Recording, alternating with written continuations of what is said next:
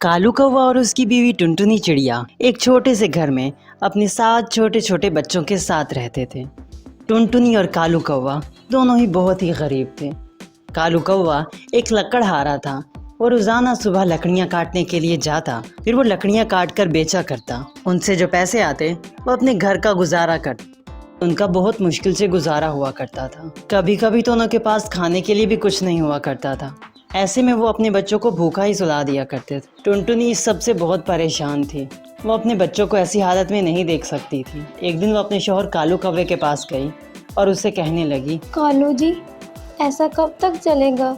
कब हमारे पास इतने पैसे आएंगे कि हम अपने बच्चों को पेट भर के खाना खिला सकें? जब हमारे पास पैसे नहीं होते तो आप नहीं जानते मैं कैसे बच्चों को बहला फुसला कर रात को सुलाती हूँ। टुनटुनी, मैं भी तो अपने बच्चों की हालत में नहीं देख सकता। तुम भी तो जानती हो कि मैं लकड़ियाँ काटता हूँ। अगर लकड़ियाँ ना बिके तो इसमें मेरा क्या कसूर है? कालू कौवा बेचारा क्या करता, वो भी मजबूर था। इसी तरह एक दिन कालू कौवा लकड़ियाँ काटने के लिए घर से बाहर गया। उसने वहाँ से ढेर सारी लकड़ियाँ काटी, लेकिन जब वो बाज़ार में वो लकड़ियाँ बेचने के लिए गया तो किसी ने उसे वो लकड़ियाँ ख़रीदी तक नहीं।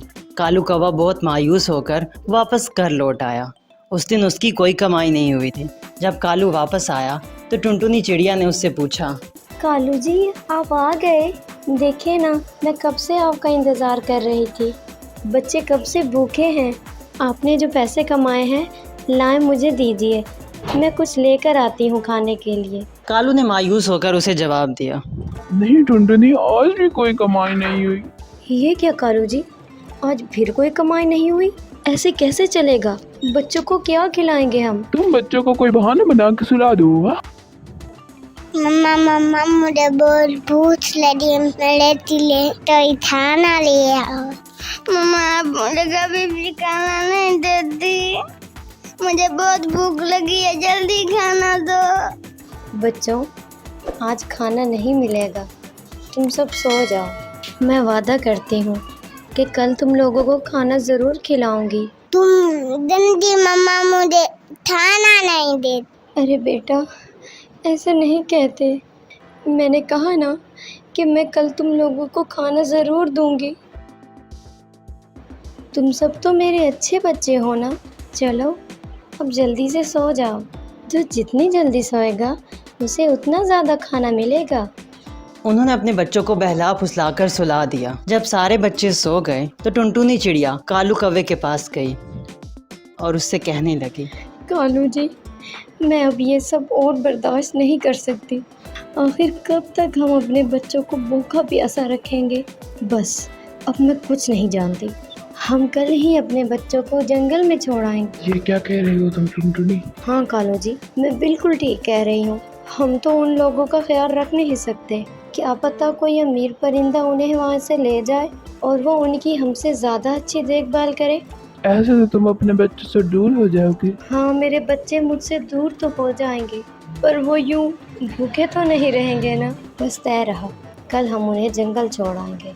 कालू कौवे ने भी टुनटुनी की ये बात मान ली। आखिर वो बेचारा क्या करता, उसके पास कुछ पैसे नहीं थे। अपने बच्चों को ये भूख से मरता हुआ देख भी तो नहीं सकते थे। इसलिए उन्होंने फैसला किया कि वो कल सुबह ही जाकर अपने बच्चों को जंगल में छोड़ आएंगे। हो सकता है कोई अमीर परिंदा उन्हें अपने साथ ले जाए और इस तरह वो लोग अच्छी ज़िंदगी गुजारें और इस गुर्बत की ज़िंदगी से बच जाएं। कालू कौवा और टुनटुनी चिड़िया जब ये बातें कर रहे थे तब पीछे से उन्होंने बेटी सारी बातें सुन रही थी। उसको पता चल गया कि उसके माँ बाप कल उन्हों को जंगल में छोड़ आएंगे। वो बहुत परेशान हो गई। अरे नहीं मम्मा, तो हमें जंगल में छोड़ देंगी। हमें तो घर का रास्ता भी नहीं पता। अब हम क्या करेंगे? जंगली जानवर तो हमें खा जाएंगे। वो तो मैं टिक्का बोटी बना देंगे। मेरे छोटे छोटे बहन भाई हैं, उन बेचारों का क्या होगा? मुझे कुछ करना आएगा।